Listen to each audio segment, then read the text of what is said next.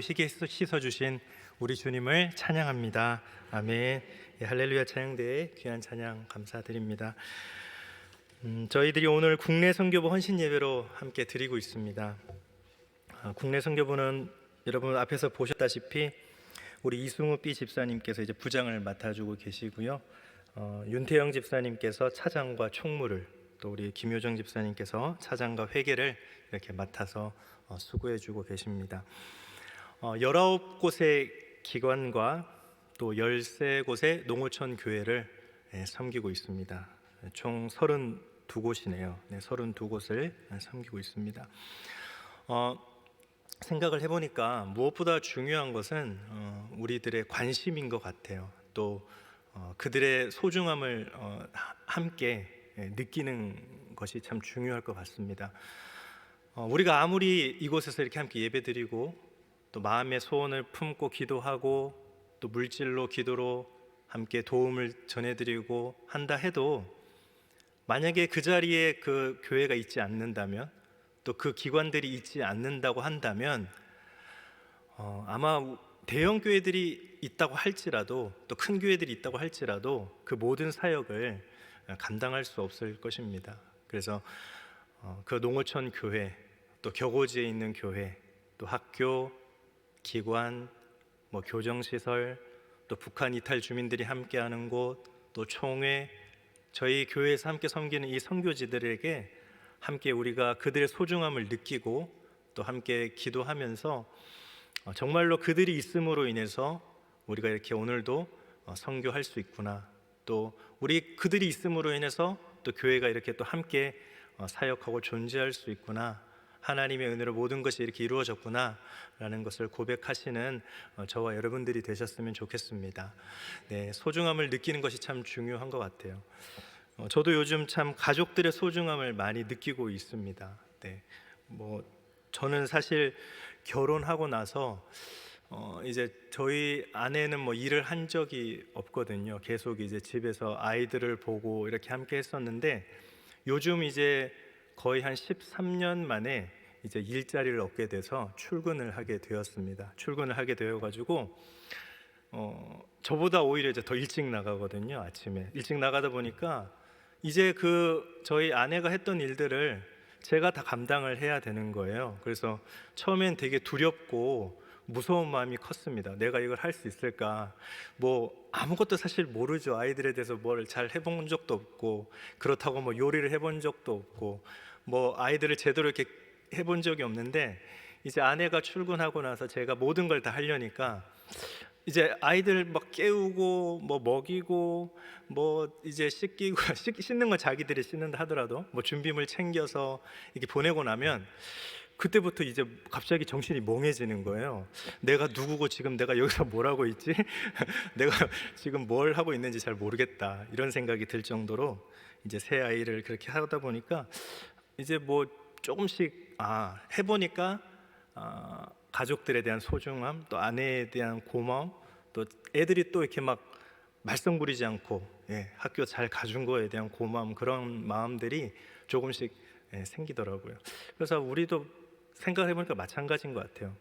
요리를 해보면 요리를 해주시는 분들의 소중함을 느낄 수가 있잖아요. 우리 교회도 요리를 해주시고 설거지 해주시는 분들, 또 우리가 또 주차 봉사로 해주시는 분들도 계시고, 또 솔직히 돈을 또 열심히 벌어보지 않으면 그 재물의 소중함을 잘 모르고, 그렇듯이 우리 선교지에 있는 교회들, 특별히 기관과 또 국내 선교부가 섬기는 농어촌, 또 뿐만 아니라 우리 한국 교회들이 섬기는 그 귀한 사역지에 대해서 우리가 소중함을 깨닫고 함께 기도해 주시고 또 함께 관심을 가져주시는 우리 성도님들이 되시기를 간절히 축복합니다.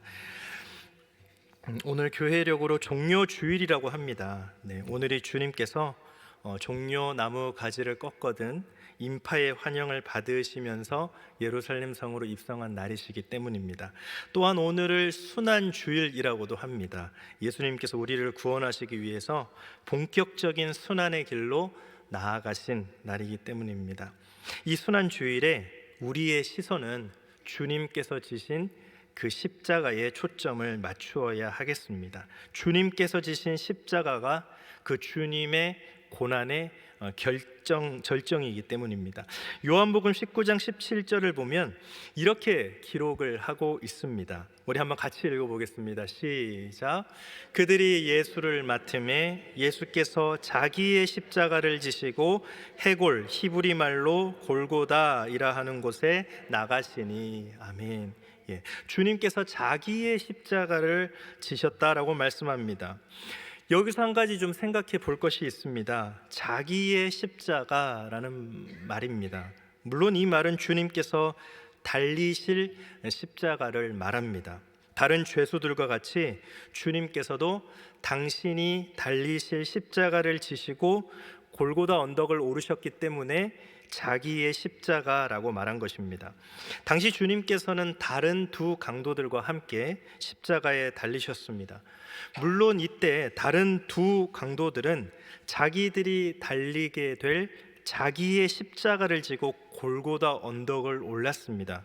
주님께서도 저들과 마찬가지로 당신께서 달리시게 될 자기의 십자가를 지시고 골고다 언덕을 오르신 것입니다. 그런데 주님께서 지신 자기의 십자가와 두 강도들이 진 자기의 십자가는 분명히 다릅니다. 두 강도들이 진 자기의 십자가는 자기들의 죄 때문에 반드시 져야 할 십자가였습니다. 그러나 주님께서 지신 십자가는 죄 없는 분이 다른 사람들의 죄 때문에 지신 십자가였습니다. 얼마든지 지지 않을 수 있는 십자가였습니다. 하나님께서 맡겨주신 사명의 십자가였습니다. 특별히 우리가 이 순환주일에 주님께서 지신 자기의 십자가를 묵상하게 되는 것은 주님께서 내가 져야 할 나의 십자가를 자기의 십자가 삼아 주셨기 때문입니다.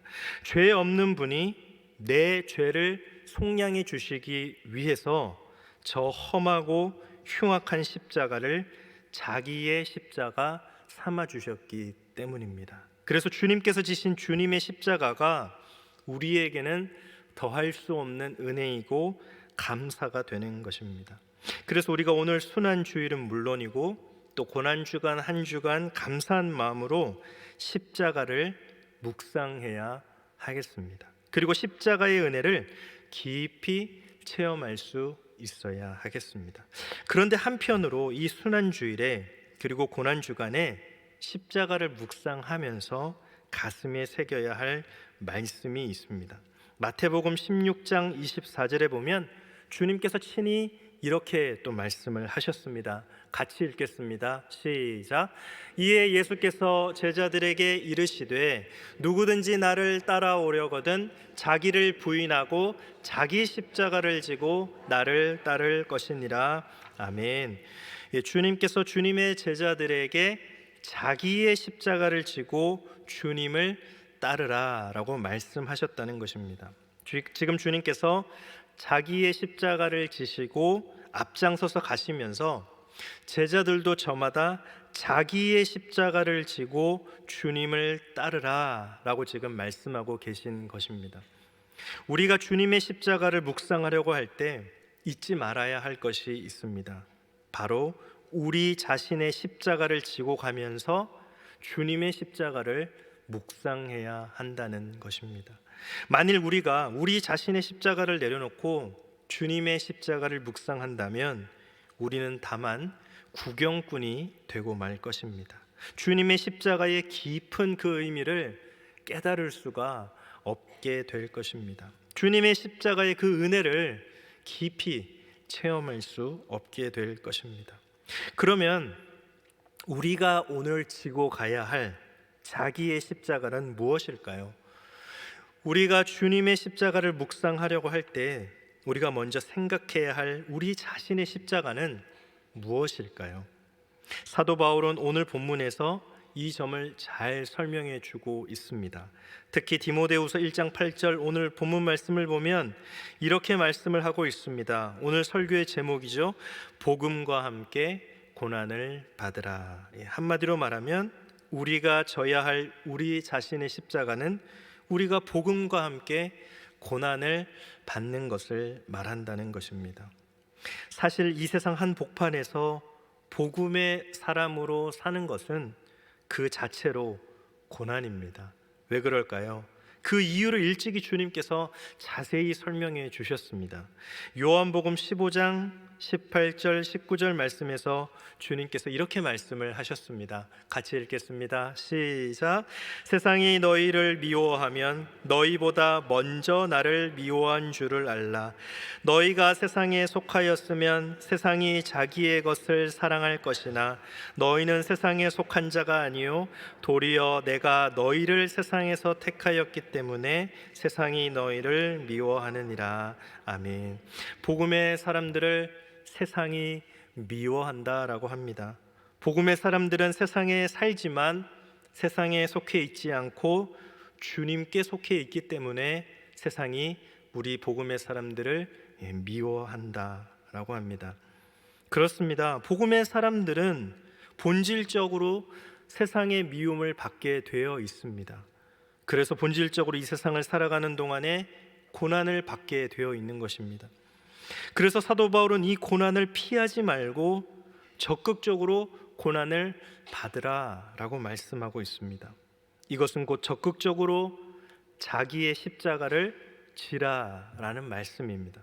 자기의 십자가를 지고 주님의 뒤를 따르라라는 말씀이죠. 선교의 현장도 생각해 보면 마찬가지입니다.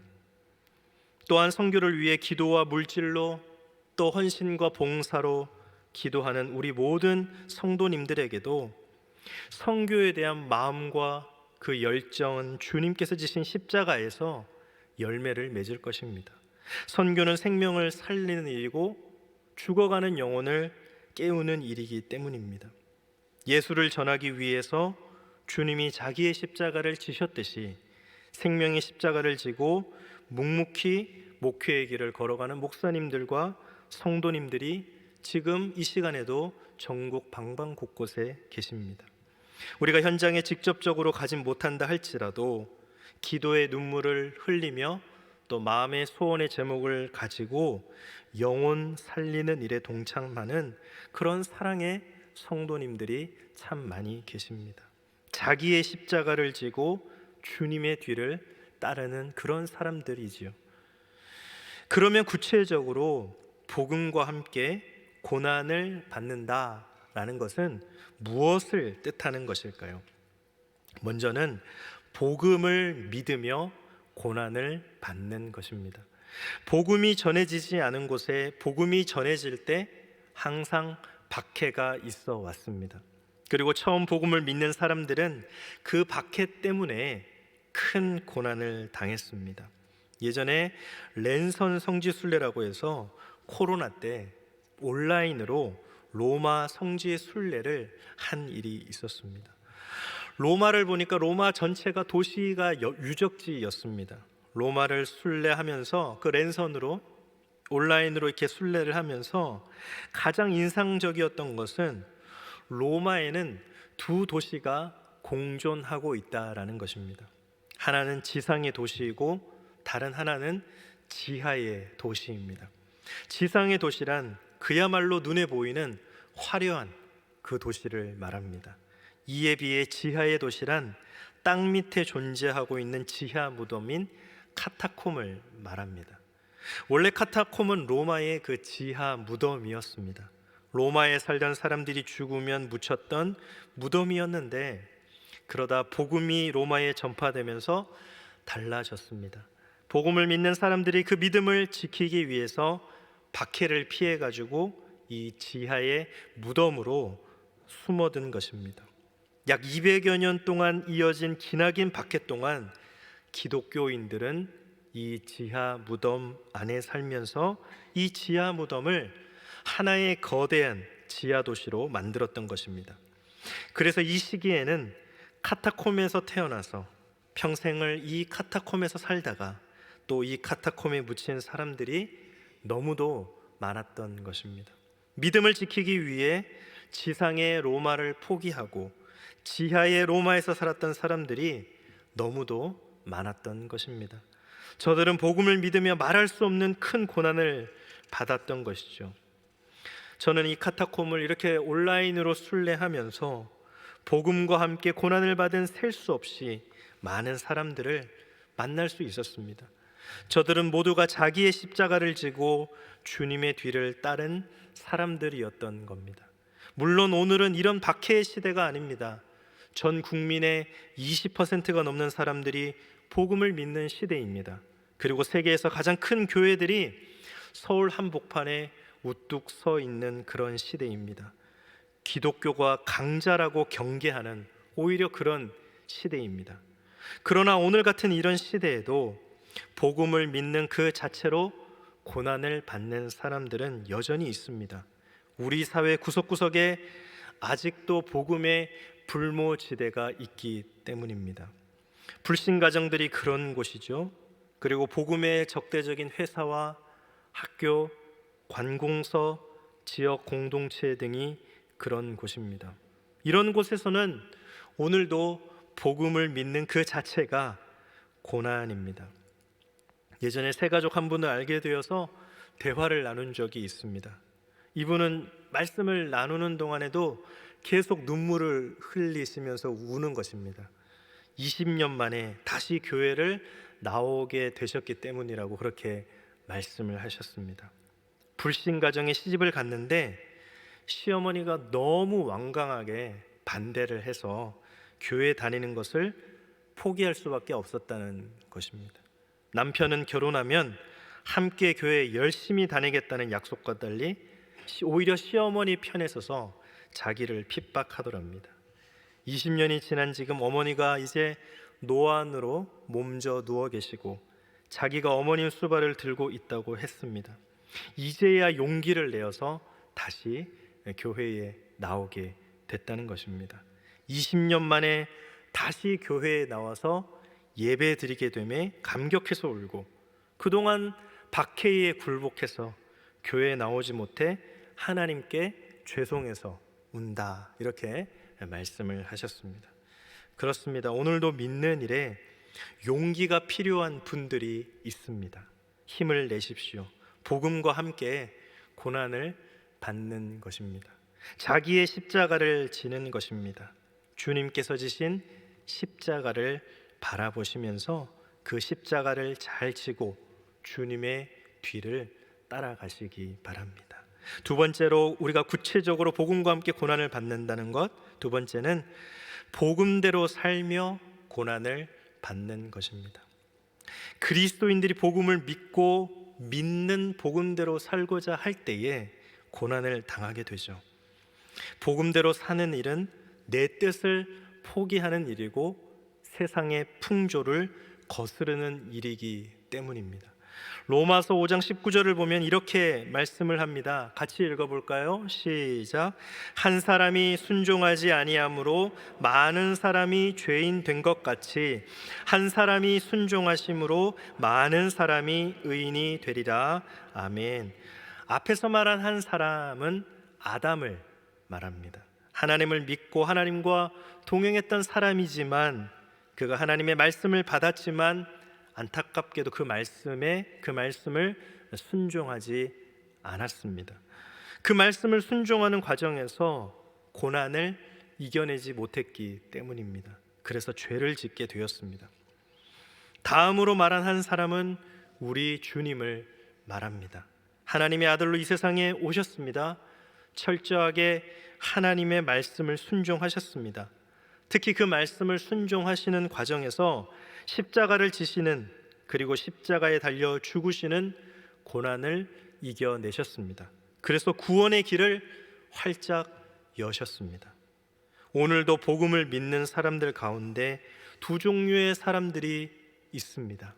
하나는 복음을 믿지만 그 복음대로 살지 못하는 사람이 있고, 다른 하나는 복음을 믿을 뿐 아니라 그 복음대로 사는 사람이 있습니다. 복음대로 사는 사람들은 아담의 뒤를 따르는 사람이 아니라 주님의 뒤를 따르는 사람들입니다. 예전에 양양 남대천 근처로 이렇게 수련회를 간 적이 있었는데, 그 근처의 교회 목사님의 안내로 저는 처음 보는 신기한 장면을 보게 되었습니다. 연화가 바다에서 강을 따라 이렇게 이제 올라오는 장면이었습니다. 그런데 이제 거기에 그물로 막아가지고 더 이상 앞으로 연어들이 나아갈 수 없어서 그 옆으로 수로를 만들어 놓았습니다. 연어들이 올라갈 수 있도록 수로를 해 놓았는데 그 가까이 가서 자세히 보았는데 연어가 눈앞에서 이 올라가는 모습을 볼 수가 있었습니다. 가까이에서 연어를 보면서 TV에서는 많이 봤지만 깜짝 놀랐습니다. 강을 거슬러 오르는 연어들 중에 온전한 연어를 보기가 힘들었습니다. 여기저기 긁히고 몸이 많이 찢겨 있었습니다. 심지어 어떤 연어는 속살이 드러나 보이기도 하고 뼈가 막 보이기도 하는 것입니다. 강을 거슬러 올라가면서 물살에 섞여 있는 모래에 또 돌 조각에 나뭇가지에 여기저기에 막 부딪혀서 생긴 상처를 몸에 지니고 있었습니다. 게다가 어떤 때는 폭포를 거슬러 뛰어오르면서 다친 상처들도 있었고 어떤 연어는 죽어 있는 연어들도 있었습니다. 저는 그 장면을 아직까지도 잊을 수가 없습니다. 그러면서 우리 그리스도인들도 강을 거슬러 오르는 연어와 같다라는 생각을 해보게 되었습니다. 너희는 이 세대를 본받지 말라라는 말씀처럼 우리 그리스도인들은 이 세상 풍조를 거스르는 사람이기 때문입니다. 때로는 이 세상 풍조와 역행하는 그런 도중에 감당치 힘든 고난을 겪을 수 있기 때문입니다.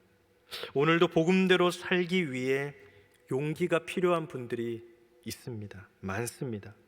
부정부패가 만연한 우리 사회 한복판에서 부정부패에 연루되지 않기 위해서는 용기가 필요한 분들이 있습니다. 갖가지 청탁과 불순한 노비를 거절하기 위해서 용기가 필요한 분들이 있습니다. 이 음란한 세대 가운데 또한 성결하게 살기 위해 용기가 필요한 분들이 있습니다.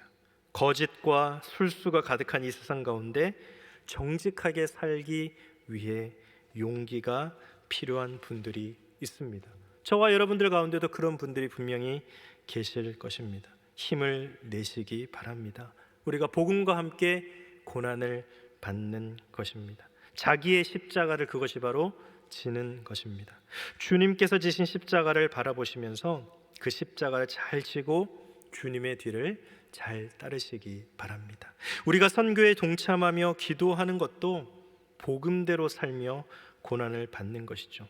누가 하라고 시킨 것도 아니고 그렇다고 강제로 끌어다 놓은 것도 아니고 벌금을 부과한다고 들이민 것도 아닙니다. 그 마음에 주님께서 주신 영혼을, 그 지역을, 또 그 교회를, 또 그 기관을 살리고 지역을 복음으로 변화시키기 위해서 나의 십자가를 지고, 주님이 주신 나의 십자가를 지고 그것을 선교의 사명으로 지고 있는 것이지요.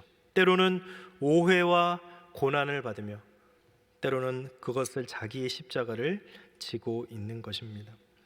마지막으로 이제 구체적으로 복음과 함께 고난을 받는다는 것, 세 번째는 복음을 전하며 고난을 받는 것을 말합니다. 복음을 전하는 일에는 고난이 따르지요. 사도행전은 주님의 제자들의 사역을 기록해 놓은 책인데 이 책의 내용은 1장 8절에 밝히고 있는 것처럼 성령이 임하시면 땅끝까지 이르러 주님의 증인이 될 것이다 라는 말씀이 어떻게 그 말씀대로 실천이 되었는가를 보여주는 것입니다. 그런데 복음이 전해지는 과정은 한마디로 고난과 싸우는 이야기들로 가득 차 있습니다. 사도행전 3장 4장을 보면 사도들이 성전에서 복음을 전하다가 붙잡히는 이야기가 기록이 되어 있습니다. 5장을 보면 사도들이 복음을 전하다가 옥에 갇히고 매를 맞는 이야기가 기록되어 있습니다. 7장에는 스데반이 복음을 전하다가 순교하는 이야기가 기록이 되어 있습니다. 8장에는 예루살렘 교회에 큰 박해가 일어났고 사도 외의 대부분의 그리스도인들이 더 이상 예루살렘에 머무르지 못하고 흩어지는 이야기가 기록이 되어 있습니다.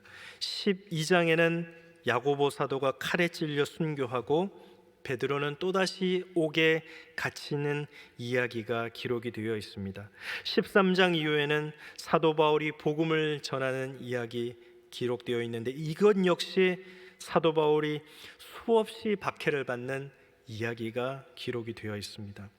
그렇습니다. 복음을 전하는 일은 그 자체로 고난을 자초하는 일입니다. 그러나 사도행전 1장 8절 말씀을 보면 복음을 전하는 사람들에게 성령이 임하시고 그들은 성령의 권능을 받는다고 말씀하고 있습니다. 그러니까 복음을 전하는 사람들은 큰 고난을 당하게 되지만 성령께서 주시는 권능으로 그 고난을 이길 수 있게 될 것이다 라는 말씀이죠. 실제로 이대로 되었습니다. 사도행전에 나오는 사도들은 모두가 고난을 피하지 않았습니다.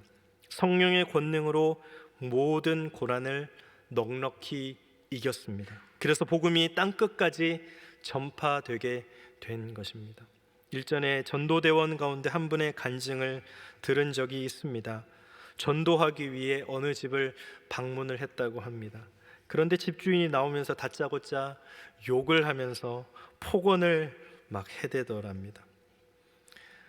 화가 많이 났지만 나름대로 최대한 예의를 갖춰가며 또 전도를 하고 있었는데 무척 당황스러워서 머릿속이 하얘지고 어떻게 해야 할지 잘 모르겠다, 그런 생각이 드셨다고 합니다. 그런데 그 집주인이 끝내는 분이 안 풀렸는지 부엌으로 뛰어가더니 소금을 한 움큼 쥐고 나와서는 소금을 얼굴에다가 냅다 던졌다고 합니다. 그래서 소금 세례를 본인이 받았다는 것입니다. 이 전도대원이 그럼에도 불구하고 이분이 물러서지 않고 계속 전도에 열심히 매진해서 많은 열매를 거두었다고 합니다. 오늘도 복음을 전하려고 애쓰는 분들이 있습니다. 고난 때문에 때로는 두렵고 힘겨워하는 분들이 있습니다. 용기를 내십시오. 성령께서 함께 하실 것입니다. 힘을 내십시오. 복음과 함께 고난을 받는 것입니다. 또 자기의 십자가를 지는 것입니다. 주님께서 지신 십자가를 바라보시면서 그 십자가를 잘 지고 주님의 뒤를 따라가시기 바랍니다. 이제 고난주간이 시작됩니다. 주님께서 십자가의 고난을 당하신 한 주간입니다.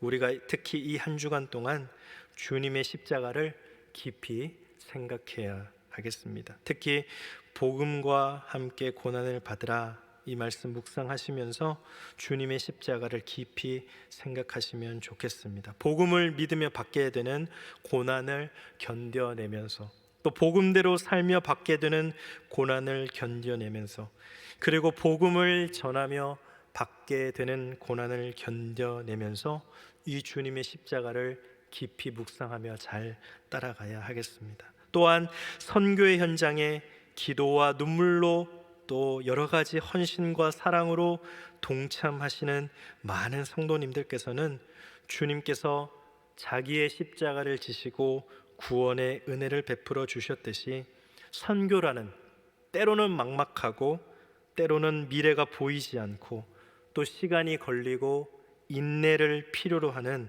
선교의 사역에 자신의 십자가를 지고 복음을 믿으며 복음대로 살며 복음을 전하며 그렇게 선교에 하루하루 힘을 보태어 주시고 관심을 기울여 주시고 기도해 주시는 우리 모든 성도님들이 되시기를 주님의 이름으로 축복합니다. 기도하겠습니다. 하나님 감사합니다.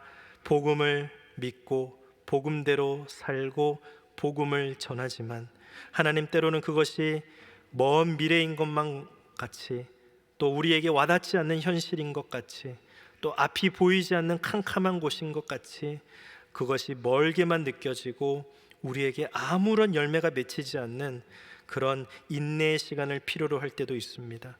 때로는 기다림의 시간을 필요로 할 때도 있습니다. 때로는 오해와 핍박과 여러 가지 고난 가운데 있을 때도 있습니다. 그러나 주님 십자가 바라보며 나의 십자가를 지고 주님이 나를 위해 생명의 십자가를 져 주셨듯이 그 십자가 지고 주님 뒤를 잘 따라갈 수 있도록 하나님 함께하여 주옵소서. 이 모든 말씀 예수님의 이름으로 기도드립니다. 아멘.